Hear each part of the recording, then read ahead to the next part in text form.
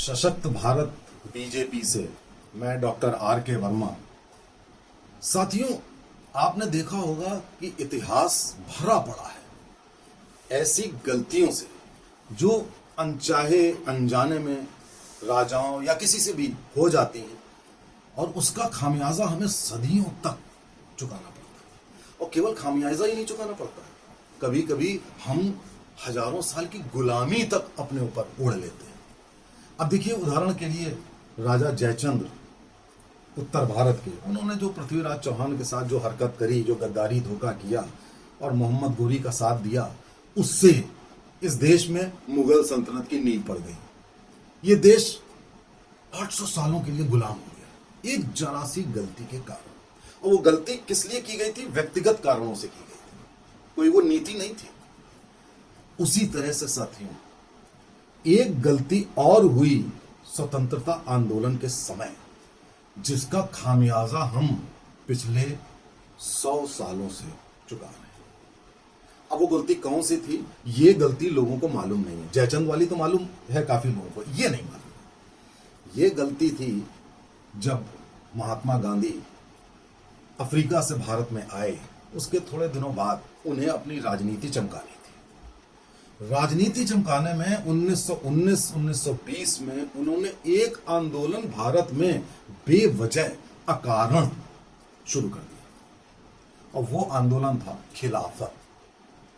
खिलाफत आंदोलन हम लोग जब छोटे थे, हम लोगों ने सुना था तो हम लोग सोचते थे खिलाफत का मतलब अंग्रेजों से खिलाफत होगी, लेकिन ये बहुत बड़ी भूल थी। खिलाफत एक जो खलीफत थी जो आपकी तुर्की में, उसके विरुद्ध आंदोलन, जिसका भारत से भी कोई मतलब नहीं था, भारतीय मुसलमानों से कोई मतलब नहीं था, दूर दूर तक कोई वास्ता नहीं था। अब आप जरा देखिए कि एक व्यक्ति जिसको आप स्वतंत्रता आंदोलन का सबसे बड़ा हीरो मानते हैं, उसने उस समय जो नॉन कोऑपरेशन मूवमेंट था 1920 का, असहयोग आंदोलन, जो कि सही दिशा में जा रहा था, उसको समाप्त कर दिया। वो इस देश के लिए था, वो अंग्रेजों को भगाने के लिए था, उसको समाप्त कर दिया।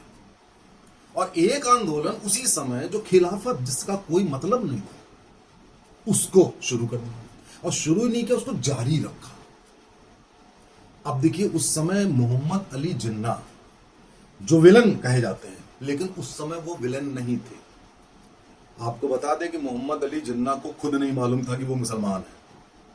मोहम्मद अली जिन्ना पोर्क खाते थे, शराब पीते थे, कुरान कभी नहीं पढ़ी थी, कन्वर्टेड मुस्लिम थे। उनको कोई मतलब ही नहीं था कि मुसलमानियत क्या होती है।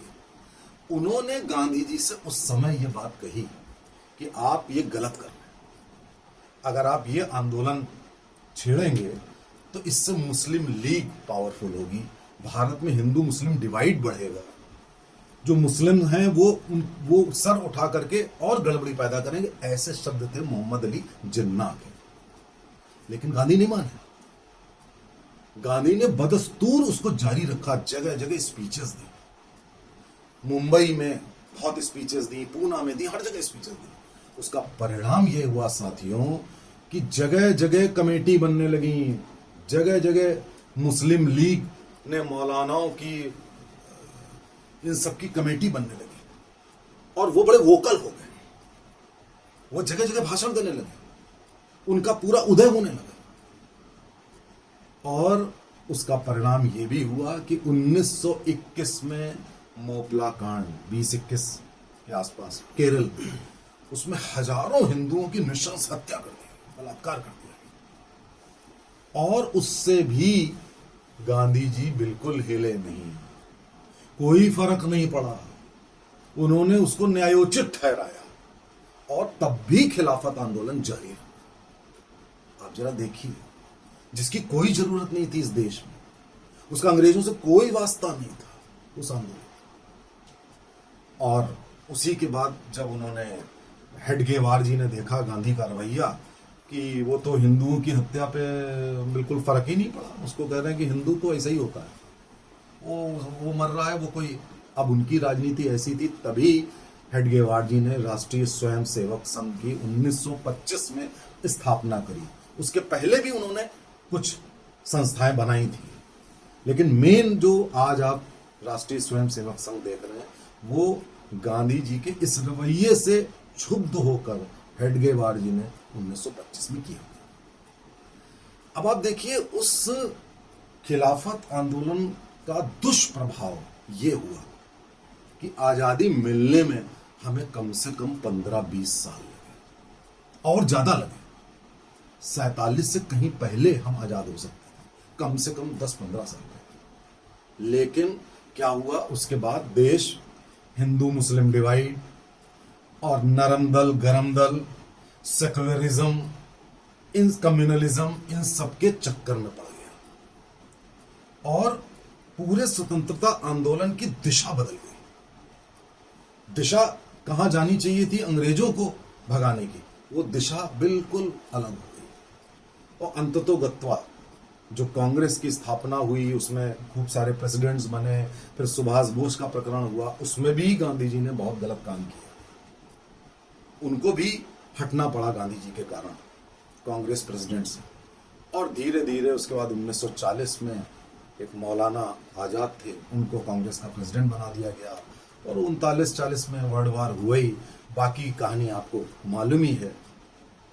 कहने का तात्पर्य यह है कि अगर गांधी खिलाफत आंदोलन की शुरुआत ना किए होते, उसको हवा ना दिए होते, तो ये देश ना तो इस देश का विभाजन होता, ना इस देश में कम्युनल डिवाइड इस तरीके का होता, और ना ही जो, क्योंकि उसके पहले ये जो हिंदू मुस्लिम डिवाइड काफी कम हो गया था, क्योंकि औरंगजेब के बाद बहादुर शाह जफर जो कि रंगून चले गए, उसके बाद से ये जो मुस्लिम आक्रांताओं इन्वेडर्स का युग था वो समाप्त हो गया था, वो काफी लो स्तर पर चला गया था।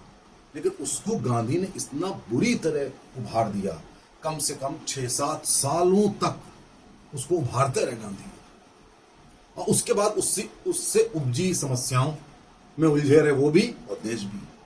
तो साथियों, इस देश में एक गलती जयचंद ने की, दूसरी गलती गांधी जी ने खिलाफत आंदोलन को करके करी। इसलिए कभी भी इतिहास मत भूलिएगा। इतिहास की गलती जो दोहराएगा वो इतिहास भी दोहराएगा। इसलिए नेवर फॉरगेट योर हिस्ट्री। और इतिहास के जितने भी छोटे छोटे पहलू हैं, उन पहलुओं को गौर करिए कि किस किस वजह से इस देश में समस्याएं खड़ी हुई। इसलिए आज समय है कि गांधी जी के खिलाफत जैसी और जयचंद्र के मोहम्मद गोरी का साथ देने जैसी गलतियां दोहराइएगा नहीं। इस देश की संस्कृति को आपको मजबूत करना है। नमस्कार, जय हिंद।